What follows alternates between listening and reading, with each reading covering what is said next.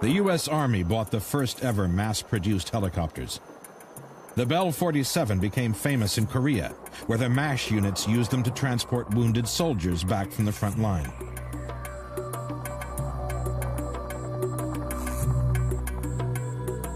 In Vietnam, the chopper came of age. The Bell Huey, a troop transporter and gunship, remains the lasting image of the jungle war.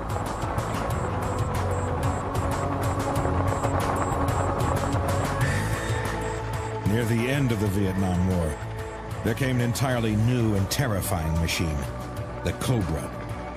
Ultra-streamlined, super-fast, and armed to the teeth, the Cobra was the first of a new generation of choppers designed exclusively for an attack role. Helicopters have become the deadliest weapons in any Army's strike force.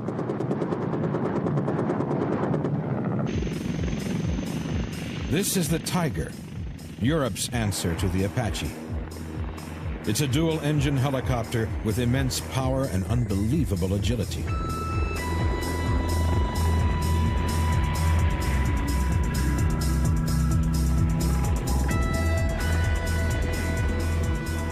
Choppers like the Tiger and the Lynx are designed to have such great speed and power for one simple reason: survival. In the technological warfare of the modern battlefield, avoiding detection is the #1 priority. To survive on the modern battlefield, you have to keep yourself out of radar detection. And to do that, you have to fly low to the ground, in and around obstacles.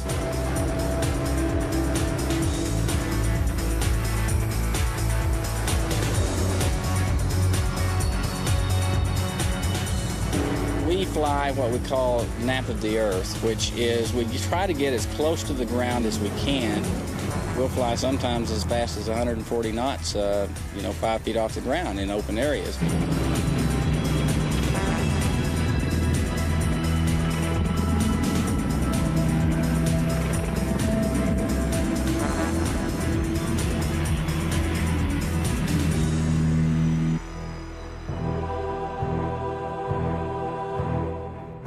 Nap-of-the-earth flying allows attack helicopters to literally sneak up on the enemy.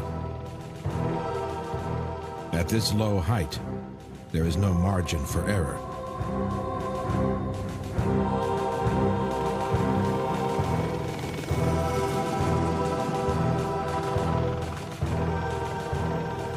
But the attack choppers are only one part of the armory.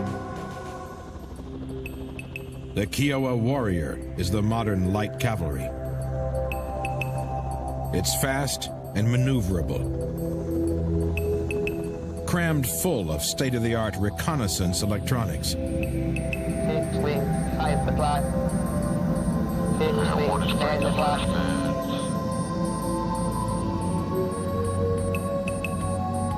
It's designed around a unique mast-mounted vision system.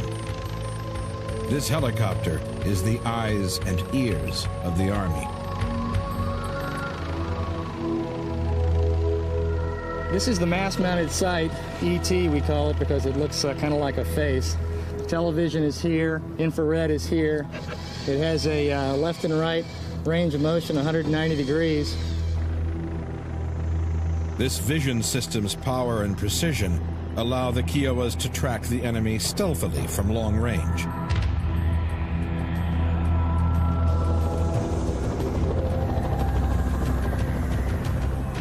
It can detect and isolate targets up to 5 miles away. Typically, reconnaissance is characterized by a lot of very slow nap-of-the-earth flying and hovering for a long time in a concealed position.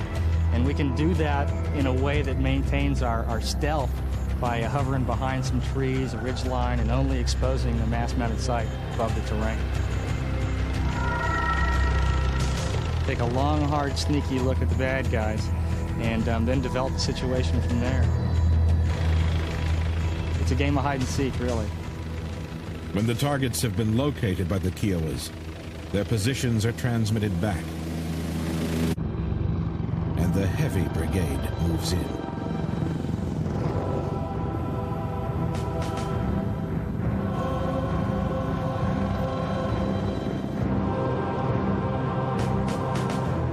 The Apaches stealthily take up their positions, hunters stalking their unsuspecting prey.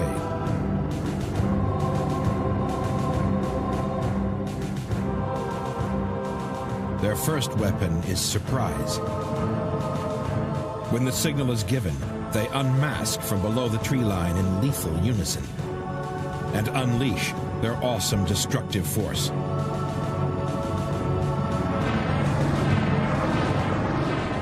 Within seconds, a fully armed Apache can destroy up to 16 tanks at a range of 5 miles.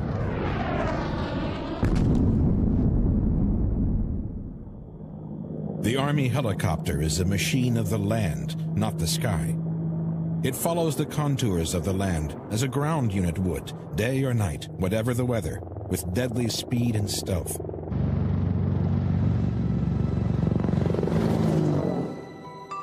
The idea of the rotating wing was developed thousands of years ago in ancient China. The Chinese top is a simple hand-powered toy, the first helicopter. But engines that were powerful enough for manned rotary flight only emerged in the early 20th century.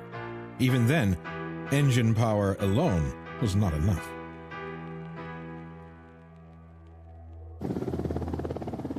Helicopters have a fundamental problem. As the engine spins the rotor blades, it also tries to spin the entire body of the helicopter in the opposite direction. This rotational force is called torque.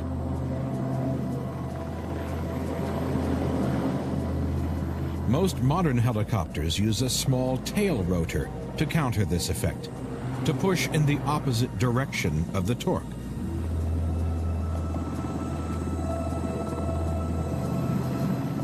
Without the tail rotor, the body of the helicopter would spin out of control. A terrifying example of what can happen if the tail rotor fails was caught on camera by a tourist.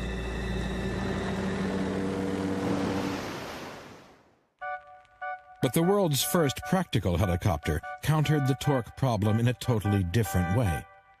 The Focke-Wulf 61 had 2 main rotors turning in opposite directions. The torque from each one canceled the other out.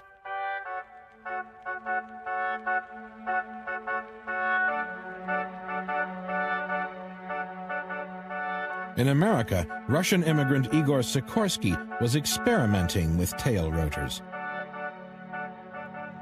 His first success, the VS-300, used 3. Sikorsky was the first to develop the modern lever and stick control system for a single main rotor.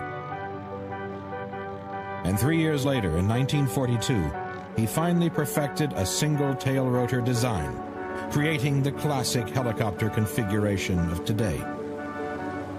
He launched a huge publicity campaign throughout America, promoting the helicopter as the family car of the future.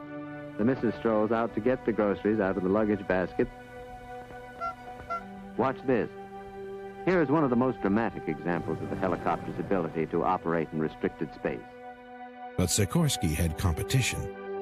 His greatest rival, Arthur Young, was still flying models. But it was Young's ingenious designs that won the financial backing of businessman Larry Bell.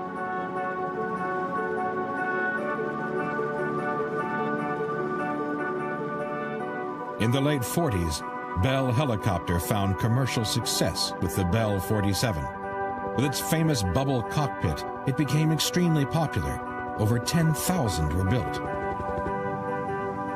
Other designers started looking for a way into this new industry. One clever new approach was the Syncropter. It had 2 main rotors, slightly offset and synchronized so they could intermesh.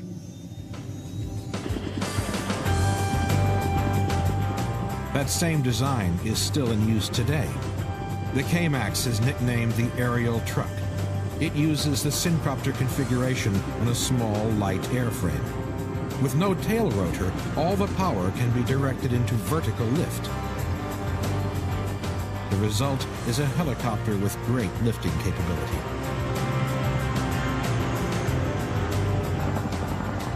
By far the most popular alternative to the tail rotor is the tandem configuration, 2 main rotors at front and back of a long fuselage. The most famous example is the Chinook. It's the world's most efficient heavy lifter, capable of carrying over twice its own weight. In just a few decades, helicopters have evolved into an incredible diversity of useful machines.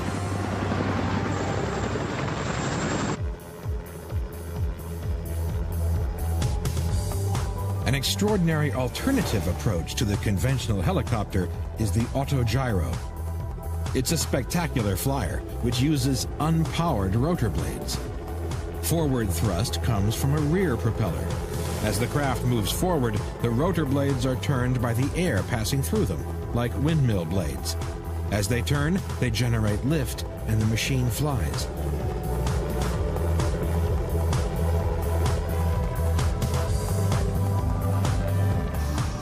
An autogyro needs forward speed to keep the rotors turning and stay in the air. But it's extremely agile and can take off and land almost anywhere.